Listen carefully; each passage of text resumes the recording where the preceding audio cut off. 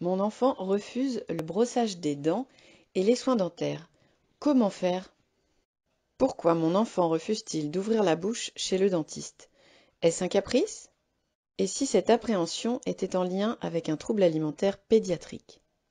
Votre enfant refuse d'ouvrir la bouche facilement, il trie ce qu'il mange, il a envie de vomir ou prend trop de temps pendant les repas, il ne mange pas de morceaux, il n'aime pas avoir les mains sales, il n'aime pas se brosser les dents, il souffre alors peut-être d'un trouble alimentaire pédiatrique et d'une hypersensibilité de la bouche. Le trouble alimentaire pédiatrique regroupe les difficultés alimentaires. Il peut être accompagné d'une hypersensibilité de la bouche et du corps. Ce trouble se manifeste surtout lors des repas, mais peut aussi affecter d'autres activités quotidiennes comme le brossage des dents et tous les soins bucco-dentaires. Il est important de savoir que cela n'est absolument pas un caprice de la part de votre enfant, mais une vraie pathologie.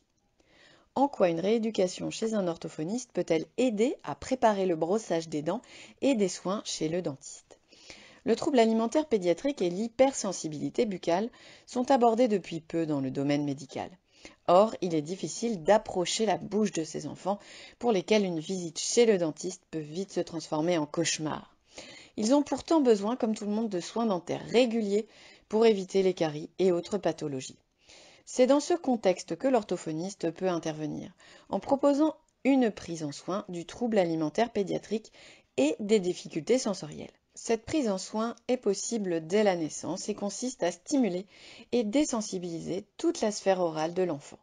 Lorsqu'il y a des troubles sensoriels, l'orthophoniste effectue par exemple des massages en dehors de la bouche et dans la bouche, intra- et extrabuccaux.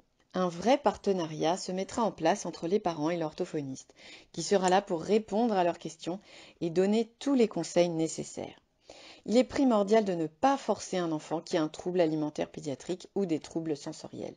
Il est important, pour que l'enfant vive au mieux les soins dentaires, que l'exploration buccale soit progressive et respecte son rythme. Ainsi, le nombre de séances de rééducation nécessaires pour apprivoiser la sphère buccale pourra être très différent d'un enfant à l'autre.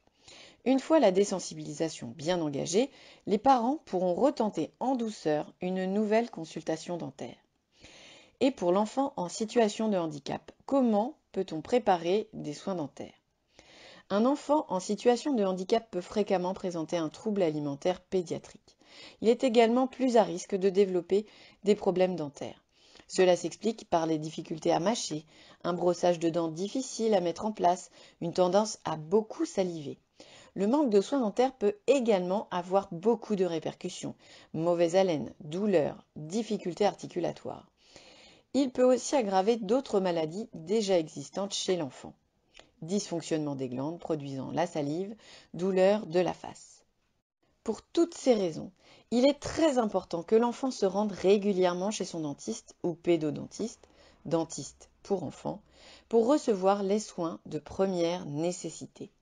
Dans un service de stomatologie ou chirurgie orale pédiatrique, l'orthophoniste peut être amené à proposer des exercices de désensibilisation buccale avant le soin dentaire.